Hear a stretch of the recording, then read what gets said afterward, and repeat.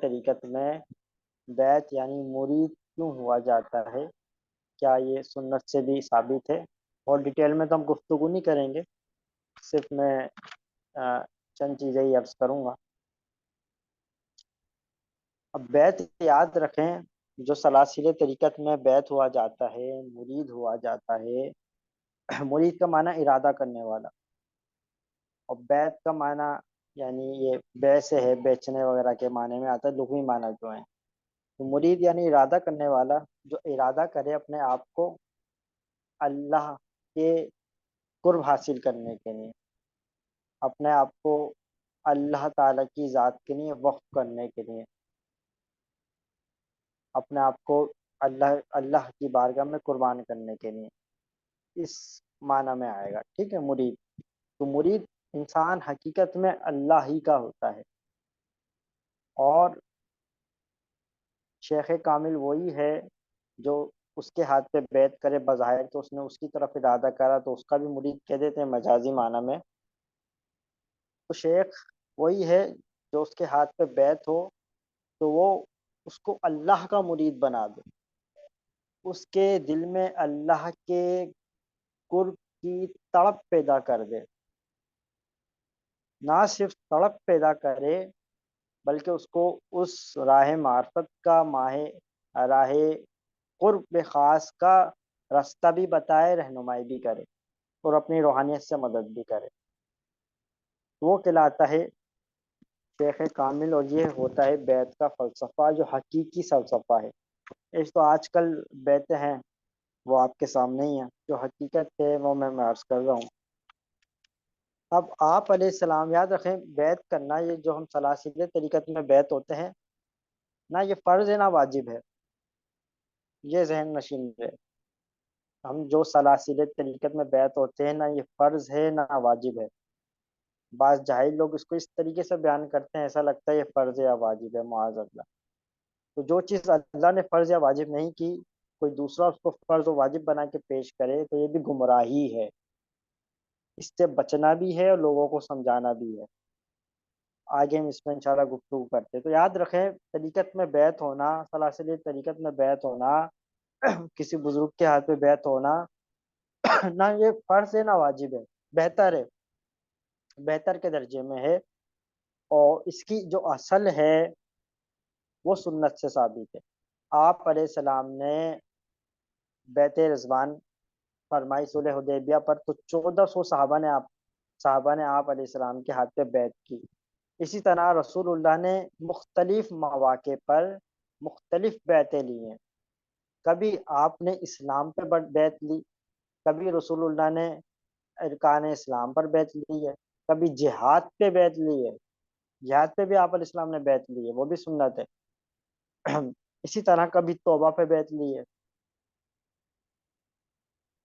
تو اسی طرح کبھی آپ نے ہجرت پہ بیعت لی ہے۔ تو آپ علیہ السلام سے مختلف مواقع پر مختلف صحابہ اور صحابیات سے بیعت لینا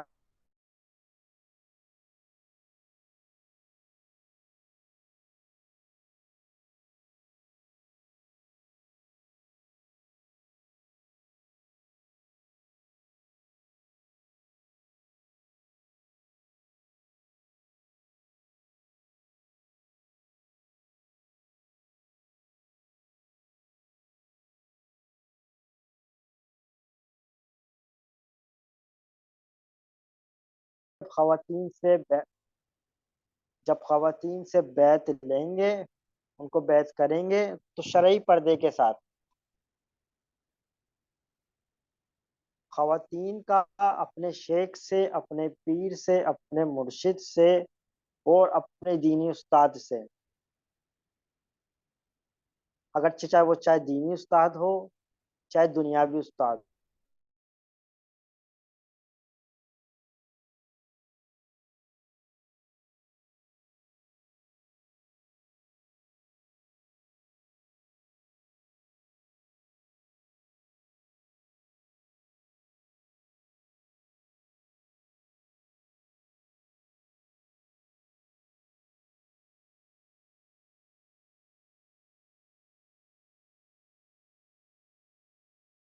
ہاتھ سے مس نہ ہوا.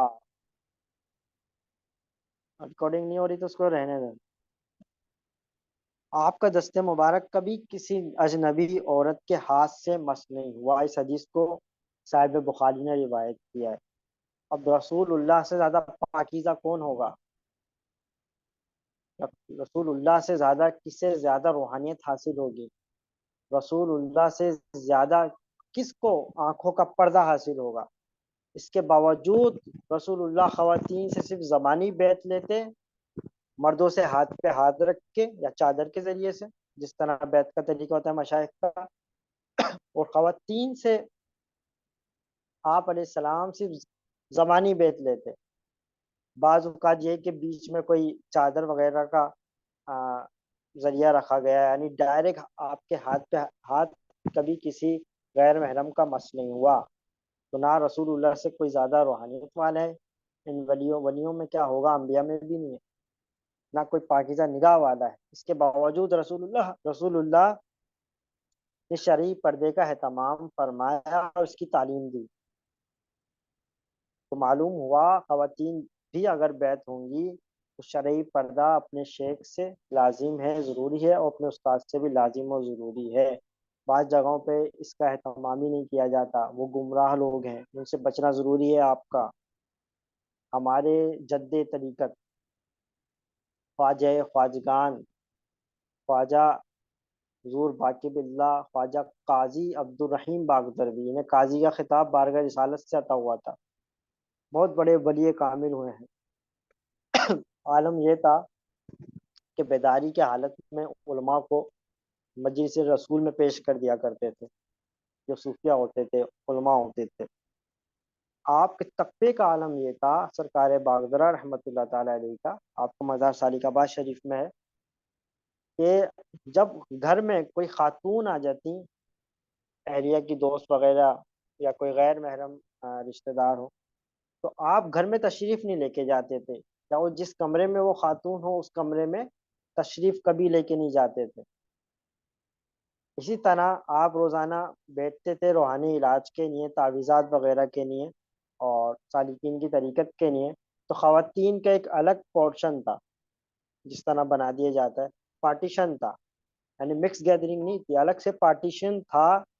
اس میں ایک کھڑکی تھی، آپ مستند پہ بیٹھتے تھے اور سامنے مرد ہیں اور ساتھ میں برابر میں ایک کمرہ ہے، اس میں ایک کھڑکی ہے، پارٹیشن الگ ہے. اس کھڑکی سے ہی خواتین اپنا مسئلہ بیان کرتی اور آپ سماعت کرتے.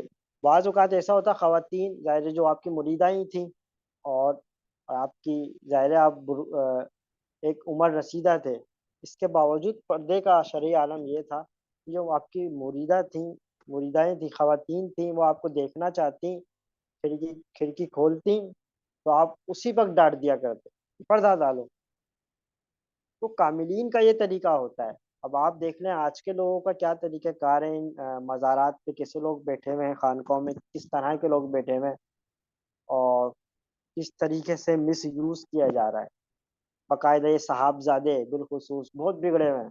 ان کے جد اعلیٰ، ان کے آباء و اجداد تو اولیاء سے تھے، لیکن یہ صحابزادے بالکل پھٹری سے آؤٹ ہیں، اپنے پیروں کے نام پہ گدیوں پہ بیٹھے ہوئے ہیں اور بالکل خواتین کے معاملے میں ناجائز معاملات تک میں مبتلا ہیں.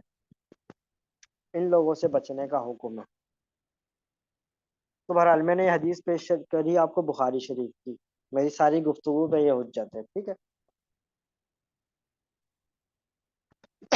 تو رسول اللہ نے مختلف مواقع پر مختلف بیعتیں لی ہیں. ان کی اصل ہی جو اصل ثابت ہے بیعت طریقت کی، وہ رسول اللہ ہی کی بیعت ہے. اس لیے یہ سنت مستحبہ ہے، فرض یا واجب نہیں ہے، مستحبہ ہے. جہاں تک ہماری گفتگو جو ہے اس موضوع پہ جو ہے مکمل ہوئی. اس میں اگر کسی کو کچھ پوچھنا ہو تو پوچھ لیں. چند چیزیں میں آگے اور بیان کرتا ہوں.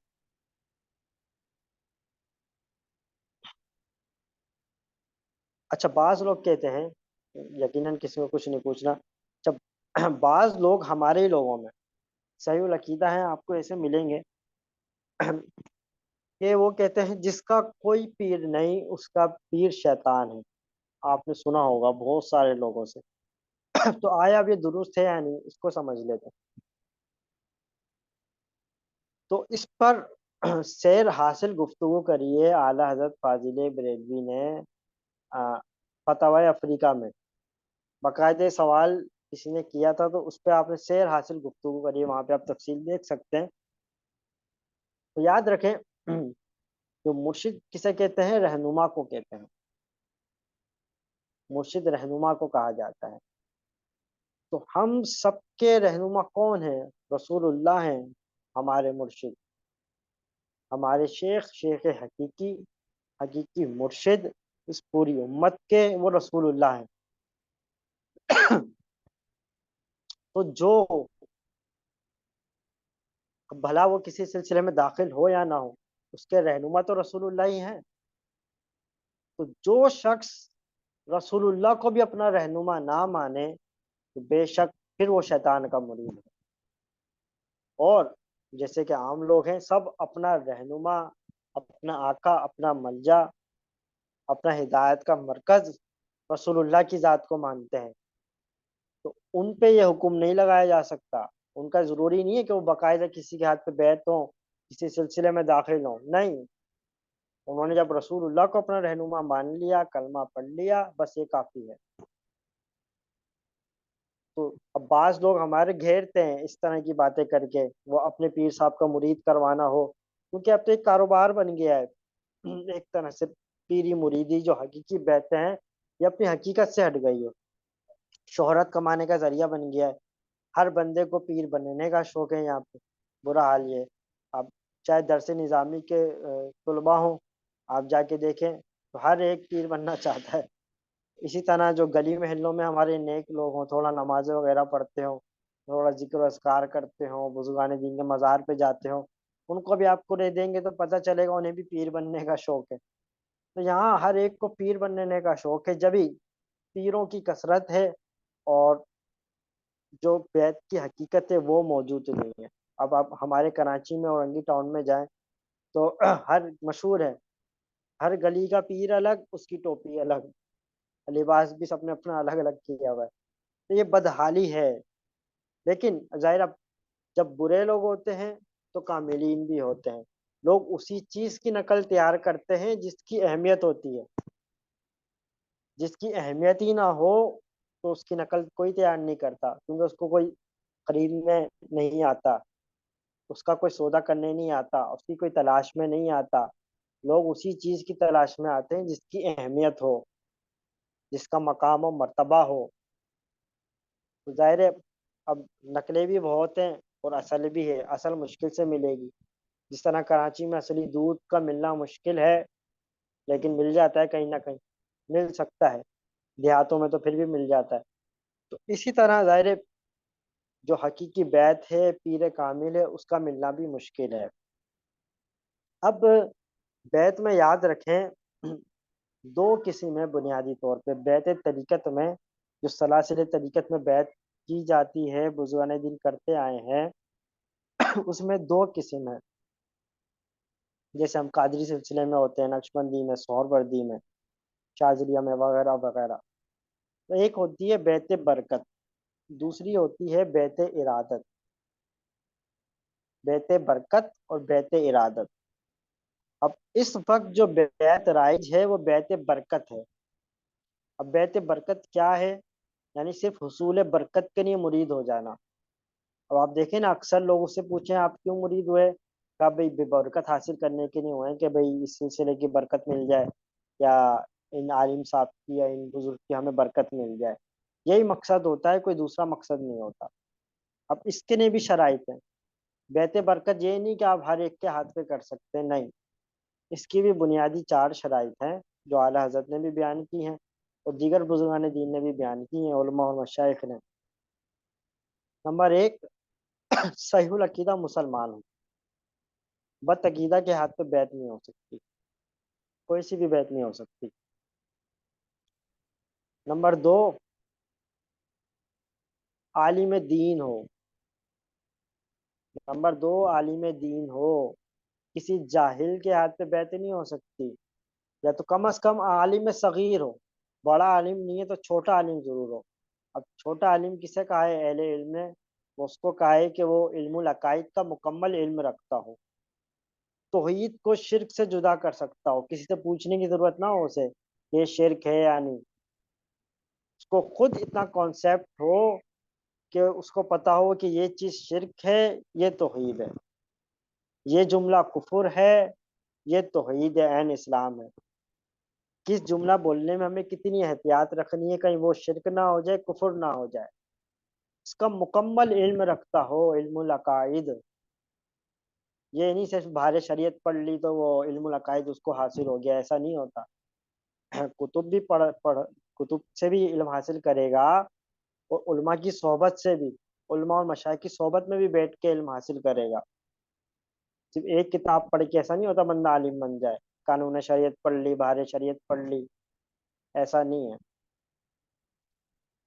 علم العقائد رکھتا ہو اتنا، اور سنت کو بدعات سے جدا کرنے کا علم رکھتا ہو، کیا چیز سنت ہے، کیا چیز بدعت ہے، اس کا بھی اس کو علم ہو۔ اسی طرح فقہ کا مکمل علم ہو، جو ہمارے روز مرہ کے معاملات ہیں، نماز ہے، روزہ ہے، حج ہے، کاروبار ہے، ازواجی معاملات ہیں، رشتہ داروں سے میل جول کے معاملات ہیں، لین دین کے معاملات ہیں، قربانی کے مسائل ہیں، جو روز مرہ کے ہمارے پاکی ناپاکی کے مسائل ہیں، روز مرہ کے ہمارے معاملات ہیں، اس کا وہ مکمل فقہ کا علم رکھتا ہو، جاہل نہ ہو۔ اسے یہ نہیں پتا کہ وضو کے مسائل کیا ہیں، روزے کے مسائل کیا ہیں، حج کے مسائل کیا ہیں، ظاہر ہے وہ جاہل ہے۔ اسی طرح کچھ نہ کچھ علم حدیث بھی رکھتا ہو، اور کتب سے مسائل خود نکال سکتا ہو، دوسرے سے پوچھے بغیر سمجھ سکتا ہو، جو روز مرہ کے مسائل ہوتے ہیں، عقائد میں بھی اور فقہ میں بھی۔ ہاں جو بہت زیادہ تحقیق طلب ہوتے ہیں اس کا تو ظاہر وہ فتویٰ ہی لے گا۔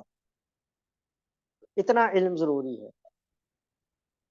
اور فاسق کے معلن نہ ہو، اعلانیہ گناہ کبیرہ نہ کرتا ہو، نیک ہو، کبھی کوئی گناہ ہو جائے تو توبہ کر لے۔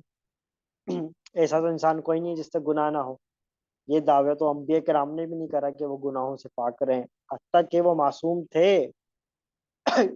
اس کے باوجود رسول اللہ روزانہ 100 دفعہ استغفار پڑھا کرتے تھے، ایک حدیث میں 90 آیا، کسی میں 100 آیا، مختلف تعداد آئی۔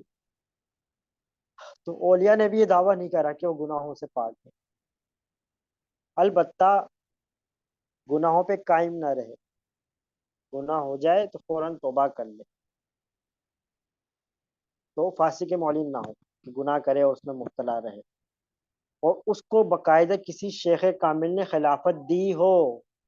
ایسا نہ ہو کہ بہت بڑا پیر خانہ ہے، ہوتا ہے کیا ہے، وہ صاحبزادے ہیں جو بزرگ تھے، ان سے بیعت بھی نہیں کری، ان کا وصال ہو گیا اور بیعت کرنا شروع کر دیا، آگے نہ بیعت ہوئے نہ خلافت ملی، آگے بیعت کر رہے ہیں، تو ظاہر ہے یہ سلسلہ منقطع ہو گیا، ایسے شخص کے ہاتھ پہ بیعت نہیں ہو سکتی، اس کو باقاعدہ کسی شیخ کامل نے اجازت دی ہو، اور وہ ان شرائط یہ پائی جاتی ہیں۔ صرف صاحبزادہ ہونا کافی نہیں ہے کہ امامہ پہن لیا، جبہ پہن لیا، آج کل تو یہی ہے نا، مشہور ہونا بہت آسان ہے، سوشل میڈیا ہے۔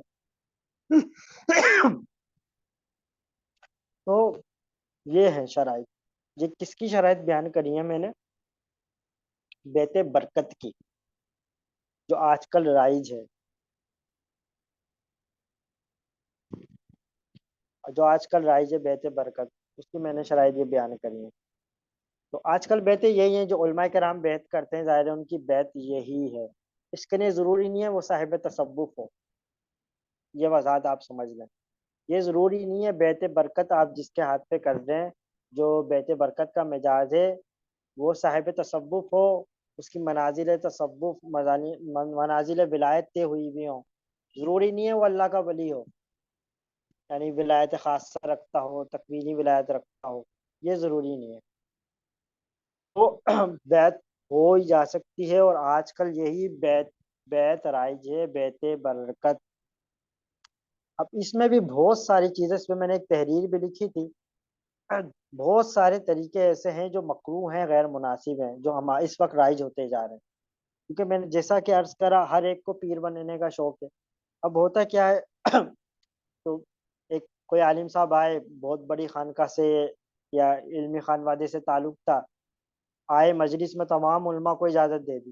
اب نہ وہ ان کے نام جانتے ہیں نہ آپس میں تعارف ہے. اب جس کو خلافت دی ہے وہ ان سے ملاقات تک نہیں کر سکتا. حالت یہ ہے, خلافت دے دی, اسنادیں تقسیم کر دی, اور وہ صاحب پیر بن کے بیٹھ گئے, انہوں نے بھی بیعت شروع کر دی. تو جائز تو ہوگی لیکن یہ ایک یار اب ایسی بیعتوں میں کیا برکت ہوگی, آپ خود سوچیں. جب ایک صحبت ہی نہیں ہے, تعارف ہی نہیں ہے. اسی طرح بعض خلفاء کو بعض احباب نے مجاز کیا ہوا ہے کہ وہ اسنادوں پہ اسٹیمپ لگا لگا کے بس ان علماء اور مشائخ کے سائن کروا کے وہ آگے دے دیتے ہیں. تو آپ دیکھتے ہوں گے سوشل میڈیا بھی فلاں سے خلافت فلاں سے خلافت. بعض لوگوں نے پتہ نہیں 20 20 25 25 30 30 100 ایسے خلافتیں جمع کی ہیں, بٹ رہی ہیں خلافتیں. تو بہرحال یہ بھی غیر مناسب طریقہ ہے. بیعت برکت میں بھی یہ ضروری ہے, اچھی بات یہ ہے, شرط تو نہیں کہیں گے ہم, لیکن بہتر یہ ہے کہ جس سے خلافت ملی ہو اس کا مرید ہو. اگر مرید نہیں بھی ہے کم از کم اس کی صحبت ہو, اس سے براہ راست تعلق تو ہو. یہ بیعت برکت میں ضروری ہے. دوسری کسی میں بیعت ارادت, اس پہ انشاءاللہ ہم اگلی نشست میں گفتگو کریں گے.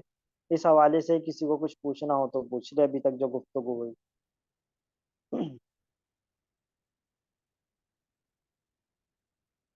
کسی کو کوئی کوشچن ہو کرنا ہو کر لے, ابھی تک جو گفتگو ہوئی ہے اس کے حوالے سے. کوئی بات سمجھ نہ آئی ہو تو پوچھ لے. ایک بات